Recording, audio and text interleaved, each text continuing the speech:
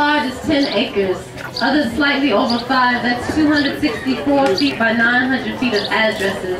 A standard U.S. city block, be it D.C., Harlem, South Central, or New Orleans. Many of these rectangles house resident evil, ghetto zombies who are locked into thinking this is my block. They rely on blocks and dead-end dreams as if they're playing out scenes from make-believe games like Grand Theft Automatan, slowly attempting to amass 40 acres of fiction, but little do they know they are the mule. Too stubborn to realize the only block they truly own is the one above the neck, yet they're too afraid to use it. So caught up in claiming corners when the only corners that matter are those of the mind. See, thinking outside the blocks is always more appropriate than 25 to life. But how do you treat this street schizophrenia, this disorganized thinking? If poetry saves lives, then let's lobby for lyrical lobotomies, because it's time to get some minds right. Have people hearing voices in their head that will start them on a journey of better choices, so wherever they wind up, they can say, I've been around the block, and like hip-hop, I won't stop. But see, we've got to end these 187 ride or die and death jams and vendetta mentalities.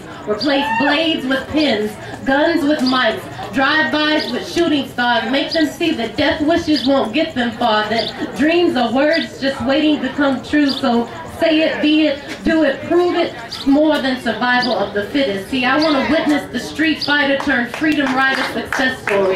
Read about the hellboy who found heaven with paper and pen, who abandoned the cell for some fresh air, who doesn't care about being bulletproof because life to him is worth more than 50 cents, because she has sense to know that while tomorrow isn't promised, tomorrow never dies. See, these guys, they don't create wills because they think they don't have anything to leave behind, but when I look into their eyes, I see that there's a future and that it's bright. I see that fight to stay alive, the fight to do what's right, that fight to push weight off his shoulders so he can stand tall, proud, loud, and say it loud that he's a made man because he made it out of the maze of alleyways, and now his options are wide open, and now her options are wide open because she's focused on the light at the end of the tunnel. Instead of thinking of herself as a bitch or a hoe, added up all the X's and O's, so now she knows a woman's worth. And see, we as poets somehow find it worthwhile to inspire these uninspired when all the while they should be inspiring us. Yes, some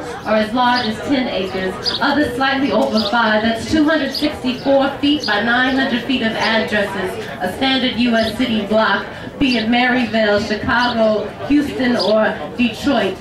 All of these rectangles house potential writers who eventually can come to grips with life being more than a war game. They're called to duty to brainstorm out of the mundane, who assume that addresses are more than numbers and more like monologues, and it's just a matter of time that those in this writer's block will speak it, live it, use it, believe it's their right to question everything, accept their potential, but especially these damn boundaries.